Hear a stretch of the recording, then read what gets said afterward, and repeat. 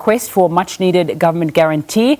This was reportedly relayed to Communications Minister Stella Ndabeni-Abrahams in a two-page letter dated June 25, 2019.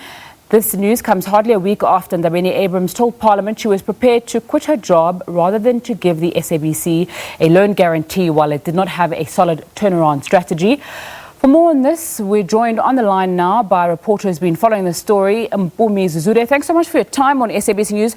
Talk to us about why Minister Mboweni declined to give the SABC a bailout according to that letter that you're reporting on. Okay, thank you. According to the letter, one of the reasons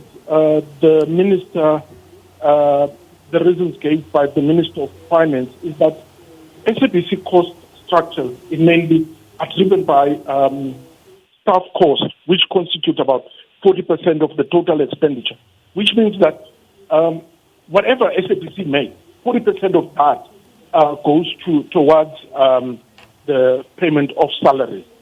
And the other reason given by the minister is that the SABC's business model remain largely unresponsive to the changes within the ICT sector, thus essentially undermining the sustainability and relevance of the entity.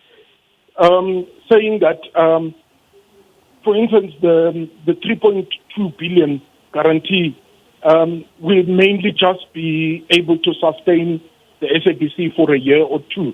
It won't change the outlook on how the entity will be making money.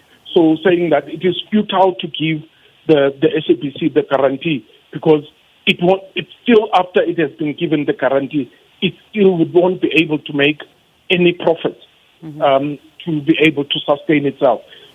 Basically, what he's trying to explain to the minister is that SABC needs to come up with a strategy which will show Treasury that after it has been given the government guarantee or the bailout, it will be able to sustain itself and be able to be commercially viable.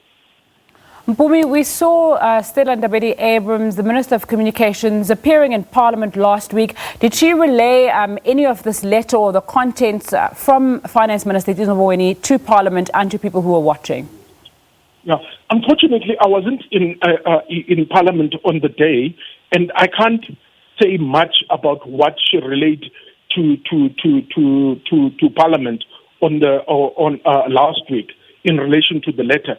But according to the letter, which the minister's spokesperson confirmed that they have received correspondence from National Treasury informing them of the decision they have taken in relation to SABC. However, they are saying that they are still going to interact with National Treasury in relation to a possible bailout.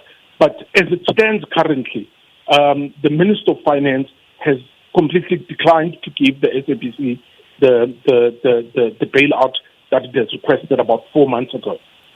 Okay, the letter also apparently had some quite harsh words for the minister and that department. Tell us about that. For instance, in relation to the letter, for instance, the minister is actually did tell the department that they had the department had a very important role and a responsibility to play in turning around the SABC. The minister also says SABC is ultimately an implementing agent of the Department of Communication.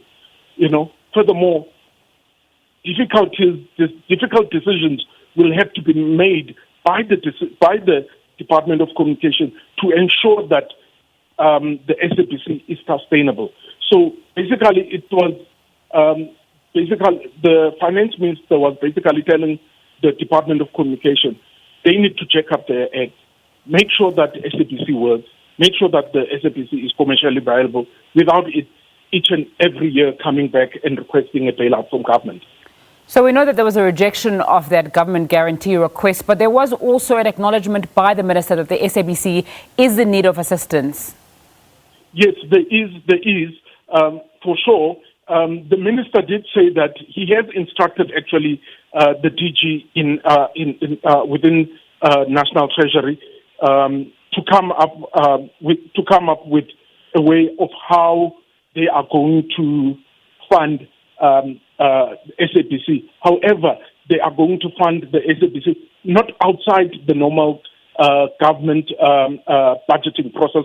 They said the DG must come up with a plan or how they are going to assist the SABC within the prescribed government budgeting processes.